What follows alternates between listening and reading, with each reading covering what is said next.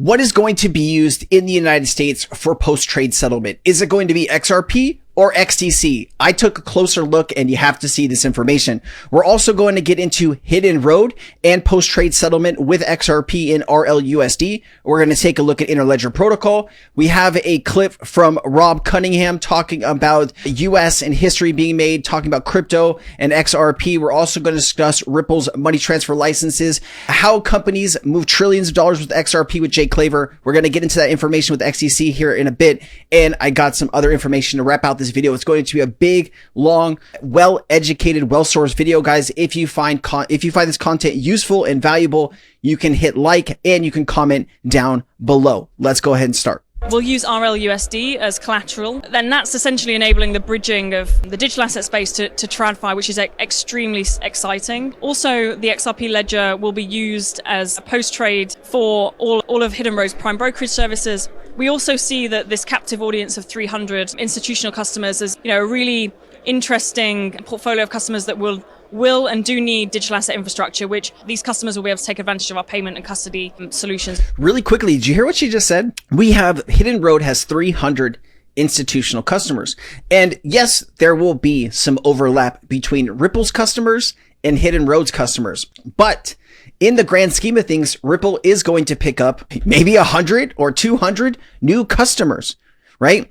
And even if those customers don't want anything else other than post-trade settlement or settlement through Hidden Road, those institutions could ask, if they wanted to, for custody solutions, for, not CBDC solutions, but obviously that is there. I do know some banks might be interested in, private ledgers, obviously, and some of that technology is involved with that. And of course, when you're talking about Ripple, you have to be talking about payments, right? Cross-border payments. And of course, stablecoins, right? Who is not going to want to have a stablecoin that they can move money instantaneously through their bank for practically nothing? That is going to be the future of how banks are going to move all this value around. Yes, you're going to need a good bridge asset. Yes, you are going to need to tokenize value and bring it on a chain that can support the liquidity for those assets, which I believe is eventually going to be XRP, right? There's just so many different use cases you can go to through this partnership. It's crazy. It's crazy.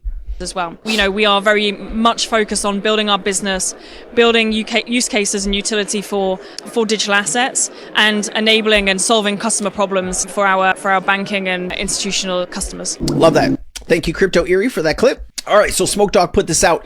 XRPL and Interledger protocol, the only blockchain solution that gives banking's biggest fear, exposure. While permissionless blockchains boast transparency and strength, at the same transparency is turning out to be that same transparency is turning out to be a nightmare for financial institutions. From leaked client data to compliance failures, most public blockchains are fundamentally misaligned with the privacy, interoperability, and scalability demands of the banking sector. But the XRPL isn't most blockchains. The XRP ledger, in combination with Ripple's Interledger protocol, delivers what banks have been wanting for: limitless scalability and transaction privacy by design, two features that directly neutralize the top concerns outlined by institutions exploring blockchain adoption. As Fireblocks has noted, exposing client data and balancing transparency with privacy remains a massive roadblock. Now, understand this: as computer technology gets more evolved, there are going to be bad actors in any space that are going to look for any vulnerability that they can use with those new machines. The old system that was built decades ago is no longer safe. We need to move our financial data and our financial system onto blockchain, at least for now. Yes, there could be something in the future that is even safer and better than what we have currently today, but that doesn't help us today, right? Action needs to be taken, and I think governments around the world either understand that or they're figuring that out really, really quickly now. Unlike conventional public blockchains, the XRP doesn't force banks to abandon their infrastructure or expose internal systems. Banks act as nodes in the Ripple network while maintaining their original accounting systems, transactions, and cryptographically verified. That was a tough word to say. My tongue does not roll. I was trying to speak Portuguese, and man, I'm not good at that. I'm not good at that. I cannot. All right, focus.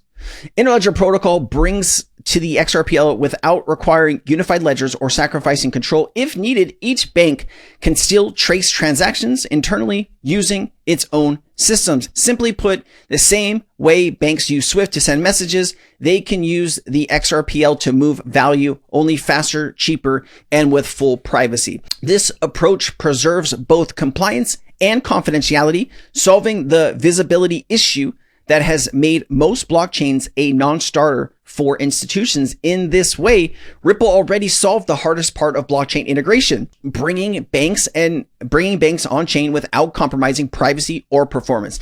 If banks are going to adopt any public blockchain, the XRPL and Interledger protocol tech stack stand alone as the only solution truly built for them, right? When they built the XRP ledger, they were thinking of, what does a bank need? This wasn't built for you and me to use, right? This was built intent for banks, financial institutions, financial market infrastructures, the biggest systems, and where all the money is in the world, right? Here's a little thing from Fireblocks, and it's just some of the information. This is a lot of the stuff we just went over, but if you want to go ahead and pause it and read all of this, please do so. All right, let's listen to Rob Cunningham here.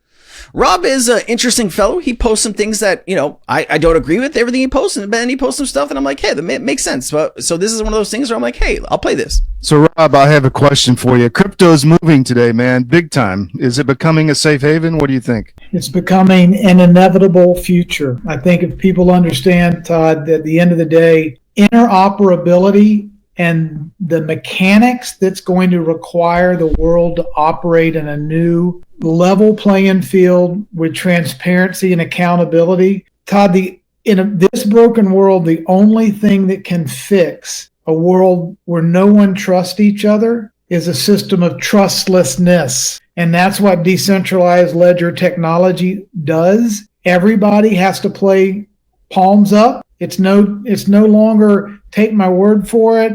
I didn't print too much money. The gold's in the bank. The check's in the mail. Nobody trusts anybody anymore. So the only way to restore peace, harmony, and the ability to have a global economy is to implement not a fraud fiat system that operates in opaqueness and behind the doors with a bunch of elite private for-profit owners, but a system that's open and transparent and interoperable and reconcilable to all parties, and human trust isn't the variable that anyone has to believe in. Well, a lot of good stuff there. A few things, is crypto a safe haven from maybe like the stock market right now? Possibly, right? Another thing here that kind of, if a government is going to use blockchain, they are not going to use a public blockchain. And I know how everybody wants everything transparent, but let's be honest, right? If you could see every transaction from the government of where money is going, obviously there's, you can't get every single person to agree on everything. There's always going to be half the people that disagree with what you're doing and half the people that are with you, right? There's just no way you're going to have any of this stuff on public chains. It'll have to go on private, but, I do think that when we have, even people are worried about, a CBDC and having those public transactions out in the open. Like how? I just don't understand the thought process there. All good though. Let's keep it going. Ripple has already over 50 money transfer licenses. I went through this in another video. I'm not going to read through all of this, but I want you to understand when it comes to the United States, there is no other blockchain company that is more prepared, that is more integrated into America's financial system than XRP right now. It is Ripple and of course XRP. So here is Jake Claver. Love Jake Claver's clips. Let's go ahead and play this. If there are 100 billion XRP available, then how can companies move trillions of dollars using XRP? Are they purchasing XRP to move the money? So again, this is volume. Right now, to move through XRP, you need ODL.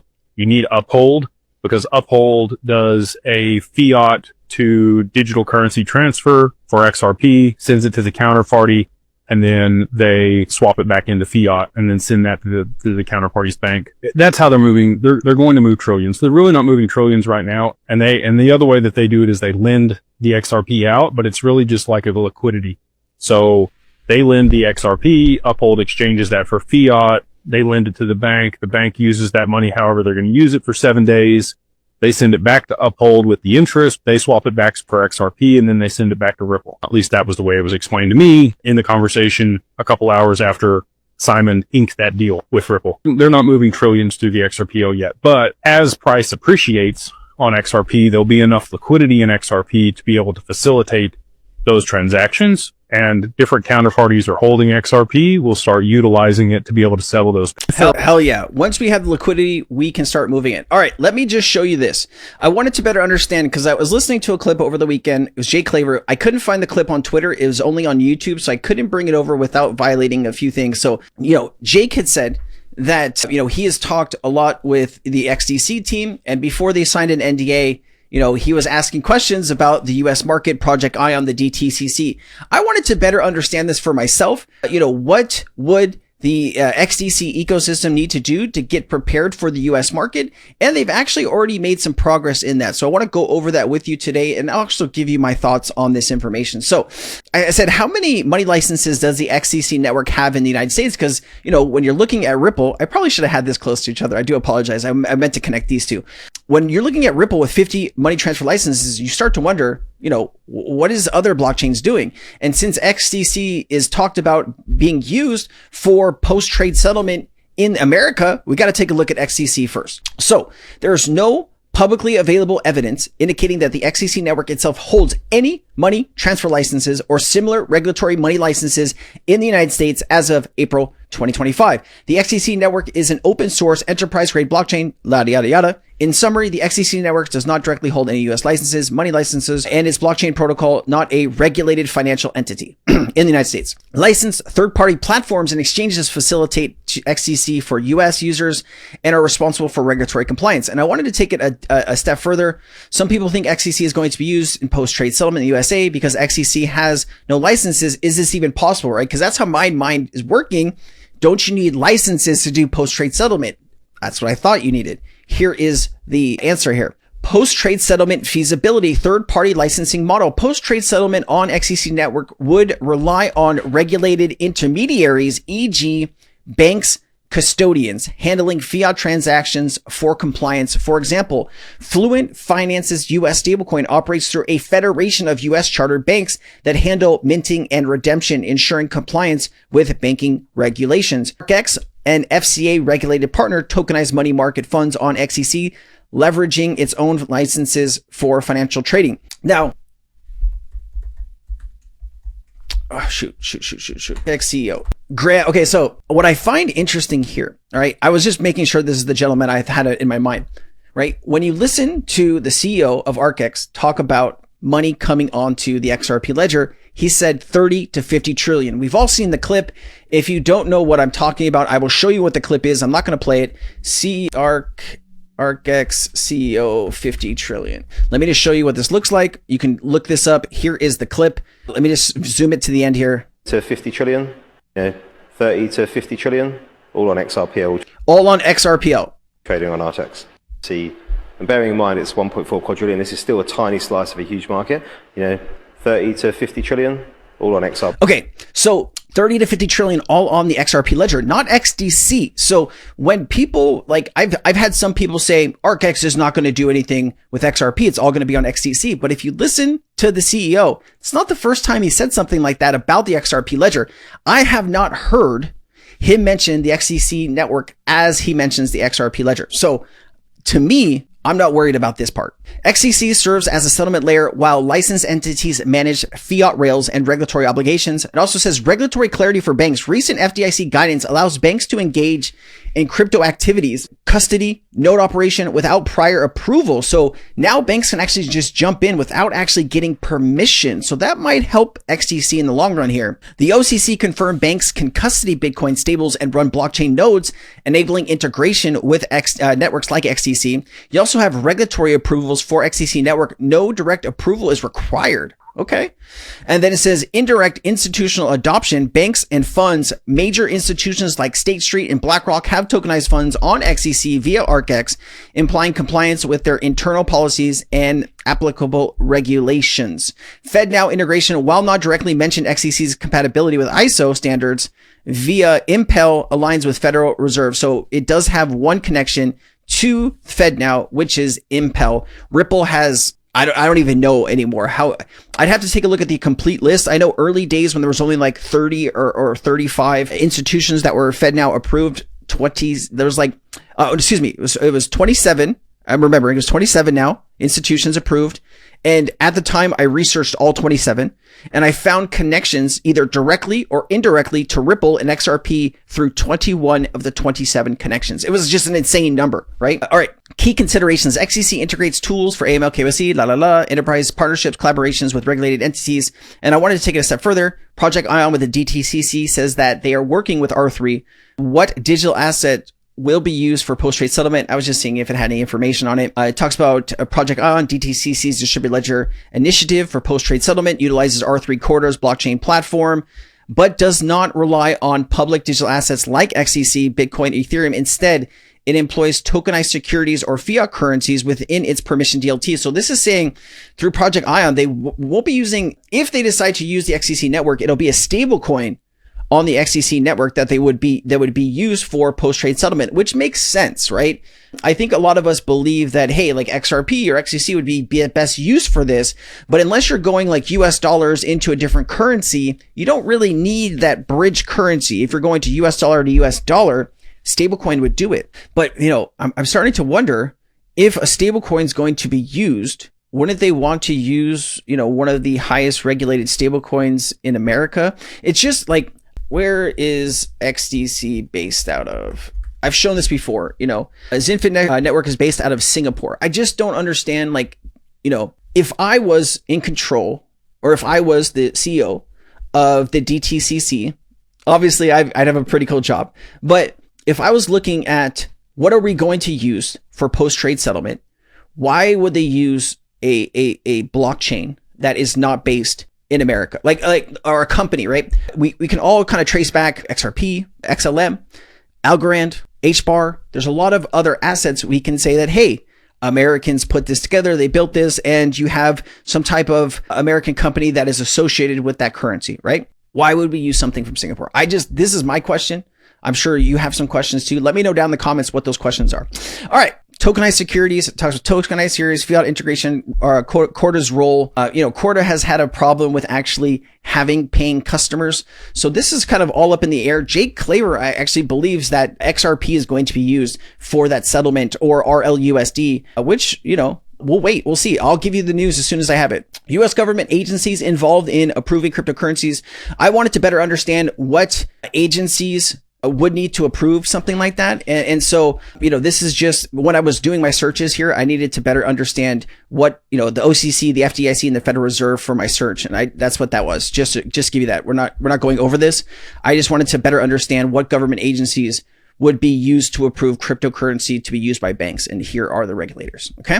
I showed this in another video, but this speaks volume of kind of what we're talking about here. Settlement, whether it's, you know, the old system Swift that is, you know, too expensive, too slow. You could use XRP for, I mean, XRP really was created for X settlement, right? Going from one currency to another currency, save you 90-95%. It's just, I don't understand why we haven't like gone full in on this yet. Seems like we are dipping our toes in. We're starting to get there, but God, it's so slow. I thought this was a great enterprise DLT math. Here you have like Quant, HBAR, XTC, XRP. You have Stellar. You have Algorand. This is Render. IOTA? Is it IOTA? I'm going with the IOTA. You have Ondo, DAG, Constellation. Ooh, is that? I don't know. I don't know what that is. And then this is Velo, right? If you are new to the industry, crypto industry, and you're like, you know, I have some money to maybe put into the crypto market, obviously talk with that financial advisor who gives you advice on these types of things.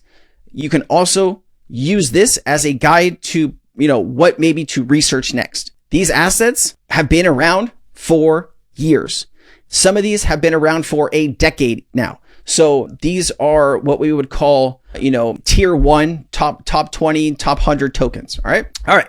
So why hasn't BlackRock filed an ETF? I'm not going to go through all of this jazz because we are already running 21 minutes. Basically, what you have here is BlackRock needs demand.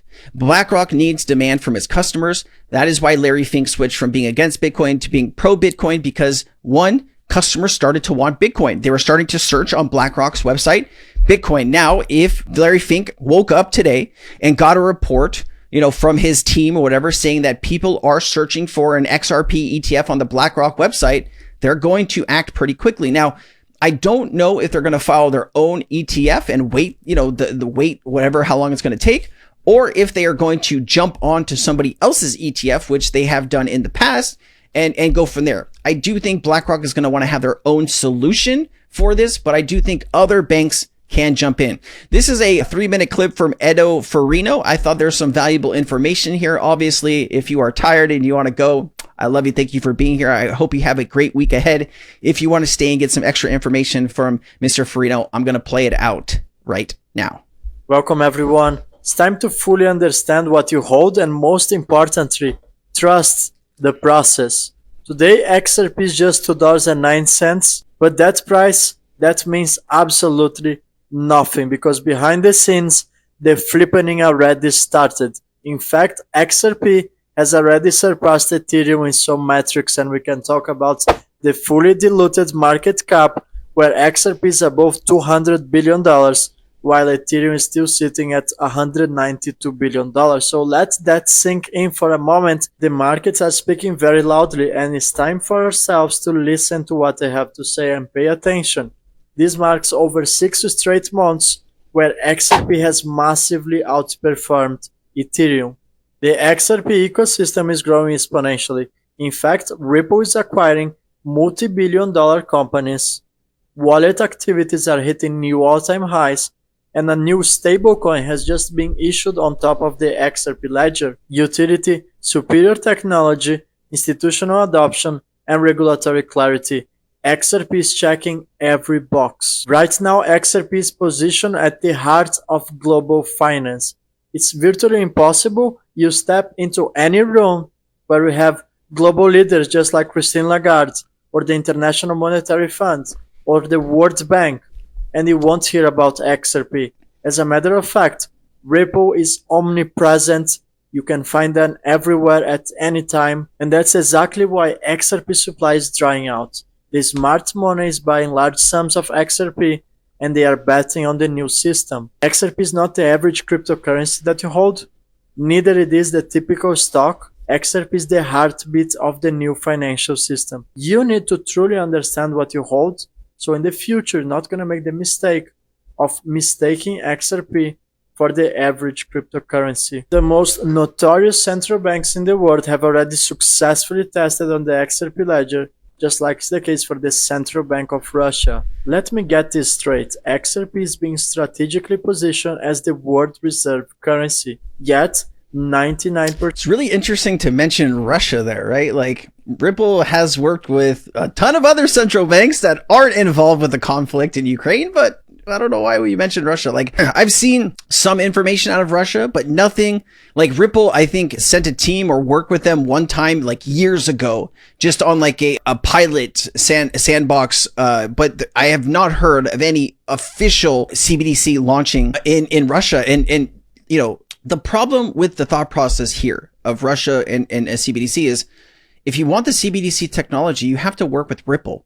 And right now, US companies can't work in Russia. So unless Russia is building their own kind of technology in CBDC on the XRP ledger without Ripple's help, this is not accurate. Percent of the population, actually 99.9%, still fail to understand that the new system is falling apart. And we have a new system that is blockchain based. The new system is going to run on top of distributed ledger technology, and XRP is going to be at the epicenter. You better understand what you hold Otherwise, you're going to be left behind. So if you made this to the end of this video, I truly believe you are a 1%. You are the minority of the minority. One of the few individuals out there who truly understand what you hold. I mean, you gotta give him that at the end there. That was pretty good. All right, guys, I want you to have a fantastic week ahead. I hope this information was valuable. If you got any value, please like, please share, and I'll see you next time. I've been Crypto Sensei. Aloha.